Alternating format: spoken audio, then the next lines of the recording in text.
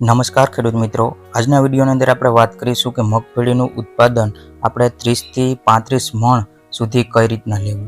કારણ કે જે મગફળીનું ઉત્પાદન હોય છે, જે આપણે જોઈએ તો ઘણા ખેડૂતોને 20 મણ સુધી ઉતરતું હોય છે, ઘણા ખેડૂતોને 15 મણ સુધી ઉતરતું હોય છે. પરંતુ જો આપણે તેનું ઉત્પાદન વધારવું હોય, જે આપણે 30 થી 35 મણ સુધી કરવું હોય, તો ખાસ કરીને આપણે કયા કયા પગલાં લેવા જોઈએ તેના માટે આજે આપણે વાત કરીશું. તો વિડીયોના અંત સુધી બન્યા રહેજો અને અમારા ચેનલની અંદર તમે નવા આવ્યા હોય તો ચેનલને સબસ્ક્રાઈબ કરી રાખજો. ખેડૂત મિત્રો, આપણે ઘણા દિવસો પછી આપણે આ વિડીયો બનાવી રહ્યા છીએ અને ખેડૂતોને લગતી માહિતી આપણે આ ચેનલમાં આપતા હોઈએ છીએ. પરંતુ હવેથી આપણા ચેનલની અંદર ખેડૂતોને લગતી માહિતીના વિડીયો આપણે જરૂરથી આપીશું.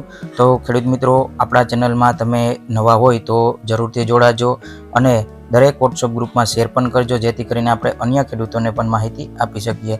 હવે આપણે વાત કરીએ કે જે મગફળીનું આપણે વધારે ઉત્પાદન લેવા માટે ખાસ કરીને આપણે જે સૂયા હોય તેનો વધારો કરવો પડતો હોય છે. અને સૂયા વધારવા માટે આપણે ખાસ કરીને જે ખેડૂતો હોય છે તે કલ્ટારનો ઉપયોગ કરતા હોય છે અથવા ગોદરેજના ડબલનો ઉપયોગ આપણે કરતા હોય છે.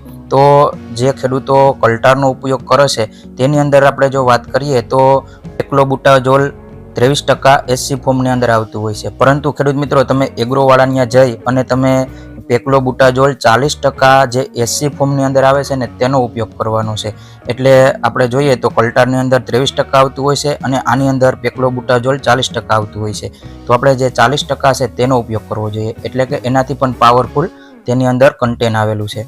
હવે ઘણા ખેડૂત મિત્રો શું કરતા હોય, કલ્ટારનો ઉપયોગ કરતા હોય, તેમની સાથે આપણે કોઈ પણ બીજી વસ્તુ કોઈ આપણે એની અંદર એડ કરતા નથી. તો આપણે જે સૂયા હોય તે ખૂબ જ તેની અંદર આવતા હોય છે, પરંતુ તેને પોષણ ના મળે તો તે સૂયા હોય છે તેમાં ડોડવા બનવાની પ્રક્રિયા ખૂબ જ ધીમી થતી હોય છે અને જે ડોડવા હોય છે તે પણ એક નાના અને જે બીબડી કહીએ તે રહી જતા હોય છે. તેથી આપણે ઉત્પાદન જોઈએ એવું મળતું નથી. તો ખેડૂત મિત્રો, અમે જે આ પેક્લોબુટાઝોલ 40% SC ફોર્મની અંદર આવે છે તે કન્ટેન આપણે લેવાનું છે. તમે એગ્રોવાળાને જશો તે તમે કહેશો તો તમને જરૂરથી આપશે.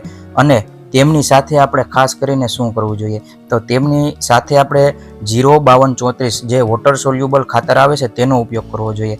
કારણ કે જે આપણે પેક્લોબુટાઝોલ આપણે આપીએ તો તેનાથી મગફળીને ખૂબ જ જે આપણા તત્વો હોય તેને જરૂર પડતી હોય છે, ખાસ કરીને ફોસ્ફરસ અને પોટાશની. તો જે 05234 આવે છે તેની અંદર 52% ફોસ્ફરસ આવતું હોય છે અને 34% પોટાશ આવતું હોય છે. તો ફોસ્ફરસ હોય છે તે મૂળ માટે ખૂબ જ ઉપયોગી હોય છે. તો તે પોષણ લે છે, તે માટે આપણે જે આપણે પેક્લોબુટાઝોલનો ઉપયોગ કરીએ તો તેની અંદર પોષણની ખૂબ જરૂર પડતી હોય. તો આપણે જે 05234 ખાસ કરીને તેની સાથે આપ્યું હોય તો પોષણ પણ મગફળીને મળશે. અને તમે એની અંદર જોશો કે અઠવાડિયા પછી કે તેની અંદર સૂયા કેટલા બેઠા, સૂયા ખૂબ જ સારા રીતે બેસશે અને તેના જે મગફળીનું ઉત્પાદન છે તે પણ તમને લાસ્ટમાં ખૂબ જ સારું મળવાનું છે. કારણ કે તમે આ બંનેનું એક એવું મિશ્રણ કરી રહ્યા છો કે એનું મિશ્રણ કર્યા પછી કે ખેડૂતોને ખૂબ જ રિઝલ્ટ મળેલું છે. તો ખેડૂત મિત્રો, આ બંનેને સાથે મિક્સ કરી અને આપણે વાપરી શકીએ. સાથે સાથે તમારે જો ફૂગનાશક આપણે આપવું હોય, કારણ કે રાતળની દવાનો ઉપયોગ પણ આપણે કરતા હોય, તેમની સાથે આપણે એઝોક્સિટ્રોબિન 11% સાથે જે પ્લસમાં આપણે ટેબુકોનાઝોલ આવે છે 18.3%, તેનો આપણે ઉપયોગ કરવો જોઈએ.